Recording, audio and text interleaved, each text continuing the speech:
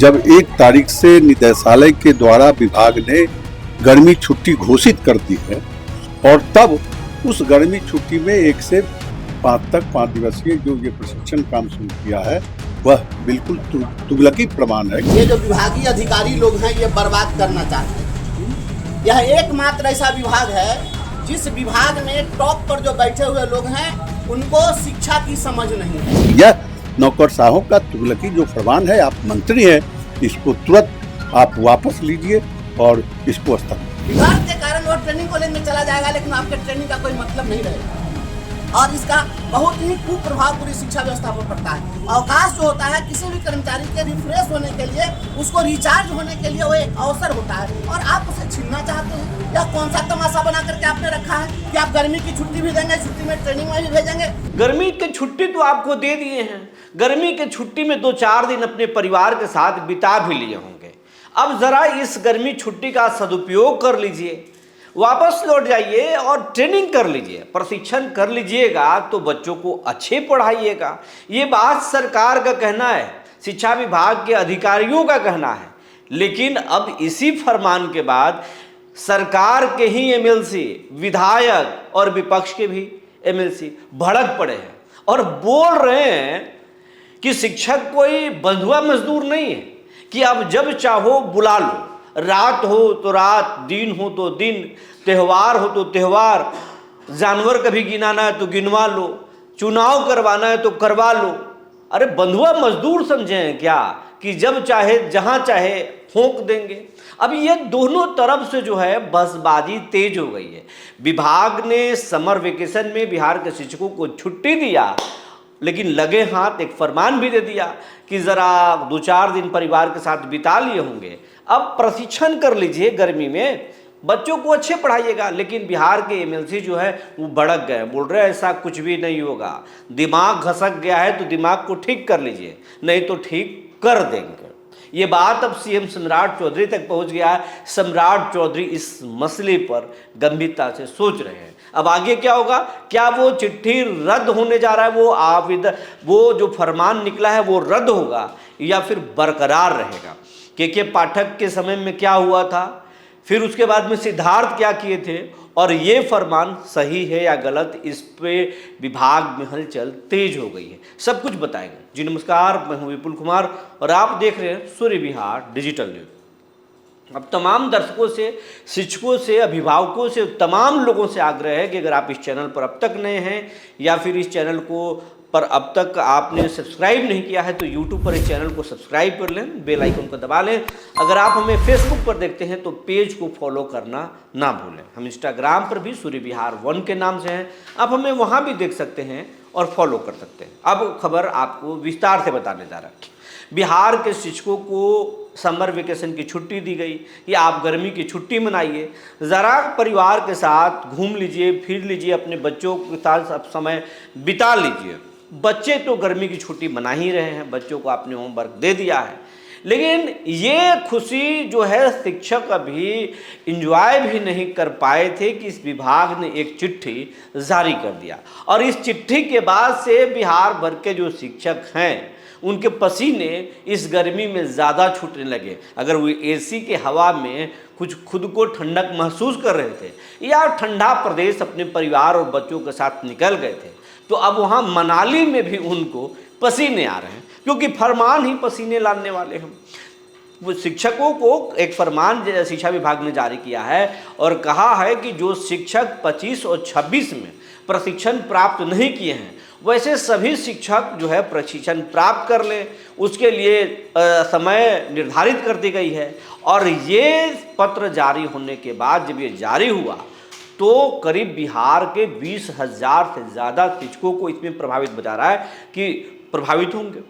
कोई शिक्षक यूपी का रहने वाला, कोई बिहार का रहने वाला, कोई झारखंड का, कोई उड़ीसा का, कोई बंगाल का, क्योंकि बहुत सारे अलग अलग स्टेट से भी बिहार में आकर शिक्षक बहाल हुए, नौकरी लिए हैं, तो बहुत सारे बिहार के भी हैं, अधिकांश बिहार के भी हैं।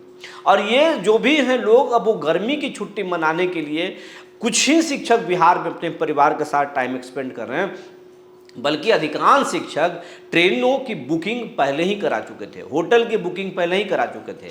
वो बिहार से बाहर टूर पर गए हैं और वैसे में उनको फरमान मिला है, जिसके बाद से वो लगातार परेशान हो गए हैं और अपने अपने विधायक जी को फ़ोन कर रहे हैं, शिक्षक एमएलसी को फ़ोन कर रहे हैं। और ये खबर जैसे ही एमएलसी और एमएलए के पास पहुंची, अपने ही सरकार पर भड़क गए और भड़क कर बोल रहे हैं शिक्षक कोई बंधुआ मजदूर नहीं है।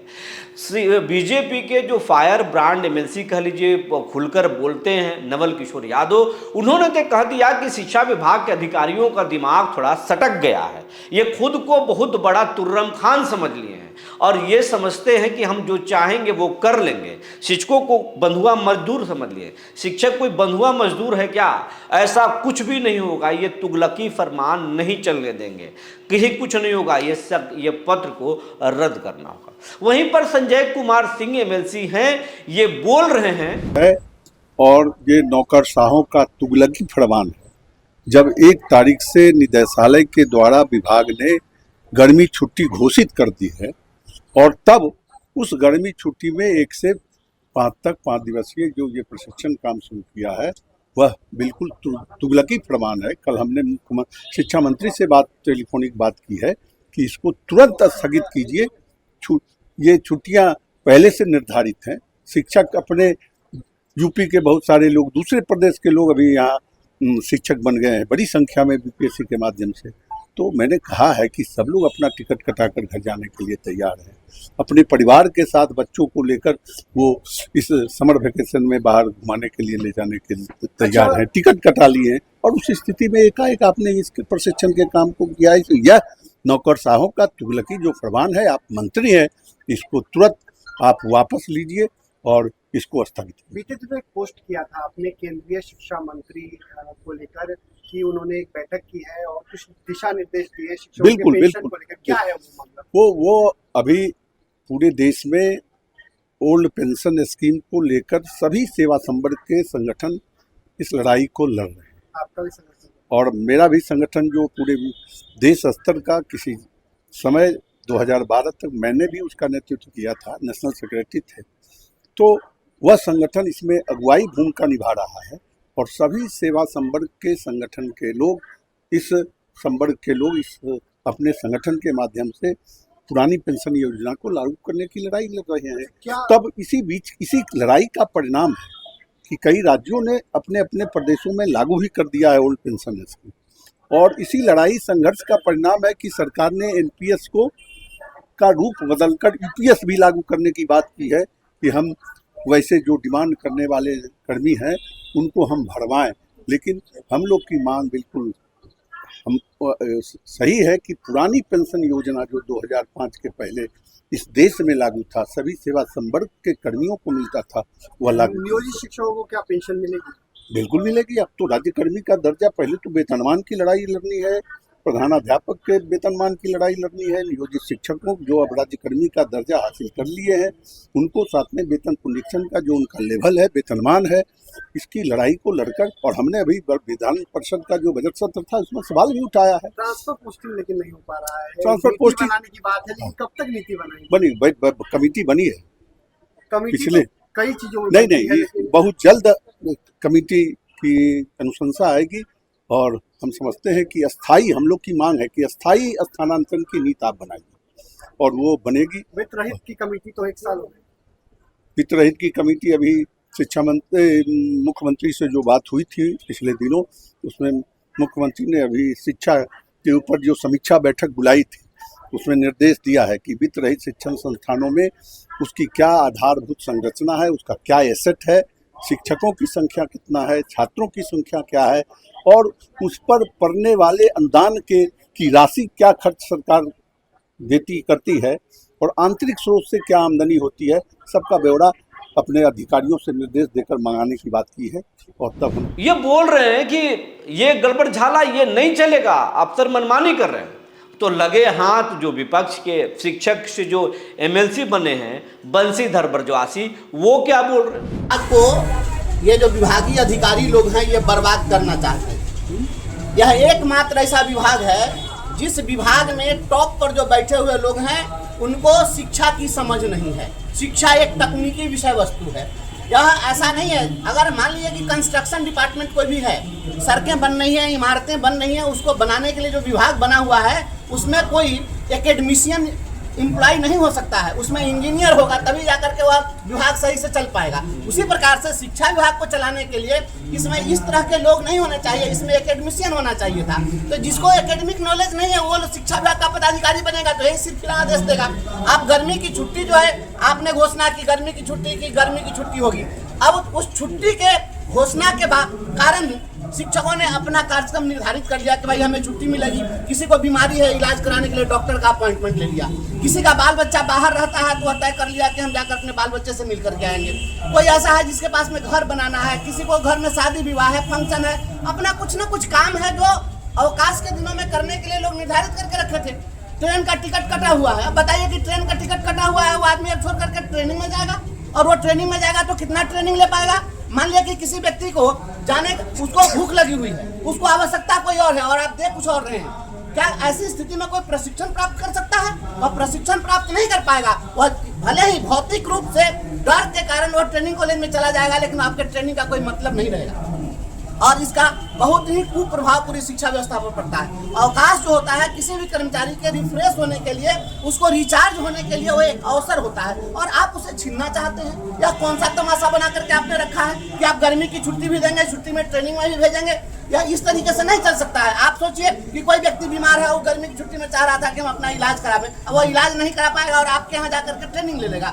ये शिक्षा विभाग के पदाधिकारी लोग जानबूझ करके इस तरह की हरकत करते हैं और इसी कारण से पूरी शिक्षा व्यवस्था चौपट है।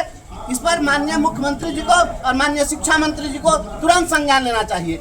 लेकिन लगातार ऐसे आदेश आते हैं, जनगणना के समय में भी आदेश आया था और पहले भी आपने देखा होगा जब के पाठक थे उस समय भी ऐसे ही आदेश आया। तो आदेश आता था तो फिर क्या स्थिति थी सो देख रहे थे ना। देखिए, शिक्षा, आशीर्वाद और प्रेम, ये तीन चीज दबाव में न दिया जा सकता है न प्राप्त किया जा सकता है। आप दबाव दे करके किसी को गन पॉइंट पर लेकर पढ़वा नहीं सकते हैं और गन पॉइंट पर लेकर आप किसी को न पढ़ा सकते हैं और न पढ़ सकते हैं। और कोई चाहे जबरदस्ती की हम पढ़ लें, ये नहीं हो सकता है। या जब आत्मिक रूप से, मानसिक रूप से जब कोई तैयार होगा तभी वो कर सकता है। क्या लगता है अधिकारियों की मजदूर की तरह ट्रीट किया जा रहा है? देखिए, मैंने कहा ना कि ये शिक्षा विभाग में या इस तरह के जो लोग पदाधिकारी बने हुए हैं उनको व्यवहारिक ज्ञान ही नहीं है कि इनको क्या करना चाहिए और क्या नहीं करना चाहिए। और मैं तो बहुत खुश था कि जब शिक्षा मंत्री जी जब शपथ लिए तो शपथ के साथ ही उन्होंने सबसे पहला बयान दिया था कि ये प्रतिदिन जो नित्य नए पत्र निकलते रहते हैं इस पर हम रोक लगाएंगे, लेकिन इस पर रोक नहीं लगी। तो शिक्षा मंत्री जी को इस पर तुरंत संज्ञान लेना चाहिए। आपने जो वायदा किया, हम सारे शिक्षक खुश थे इस बात से कि अब जो है हर दिन के फरमान से हमें मुक्ति मिल जाएगी, लेकिन ये फरमानों में तो कोई कमी नहीं आ रही है। ये जितने ब्यूरोक्रेट्स हैं, ये ब्यूरोक्रेट्स लोग शिक्षा व्यवस्था को बर्बाद करना चाहते हैं, शिक्षकों को मानसिक रूप से प्रताड़ित करना चाहते हैं और ये मानसिक प्रताड़ना है। हम इसका पुरजोर विरोध करते हैं और माननीय मुख्यमंत्री से मांग करते हैं तुरंत हस्तक्षेप। शिक्षा मंत्री ने कहा है कि सचिवालय बुलाया है और क्या लग रहा है कि आपको बातचीत होगी इस बात पे? इस पे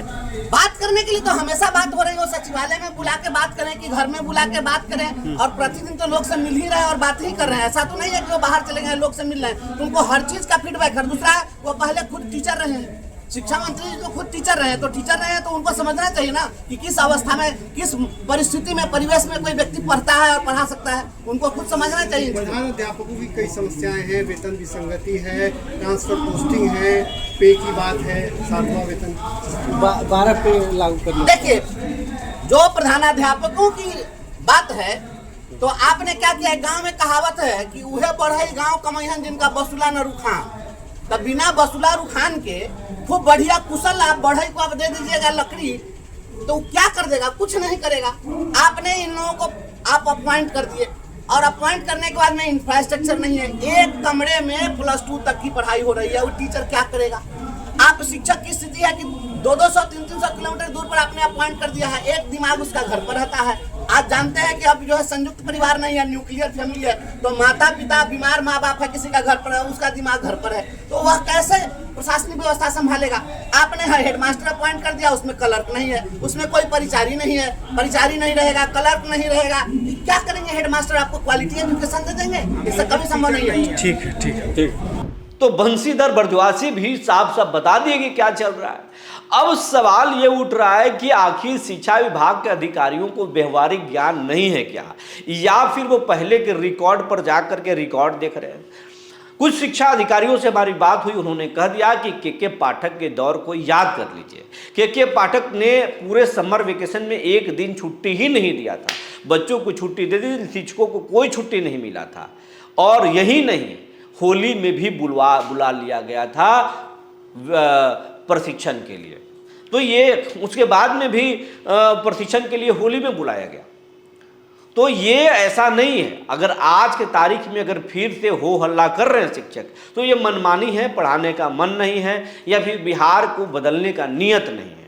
ये इनको सिर्फ छुट्टी चाहिए, इनको सिर्फ सुविधाएं चाहिए, इनको 7वें 8वें वेतनमान चाहिए, इनको तमाम तरह की चीज़ें, ये अधिकारियों का कहना है। लेकिन क्या अधिकारी ये सही बोल रहे हैं?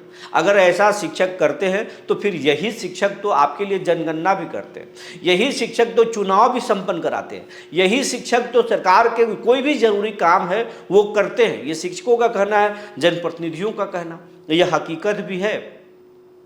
लेकिन पढ़ाई कराने का मतलब ये नहीं, शिक्षा विभाग को बदलने का मतलब ये नहीं कि जिसको छुट्टी दी है छुट्टी में छुट्टी कैंसिल करके और उनको वापस बुला लीजिए, इसका कोई मतलब नहीं।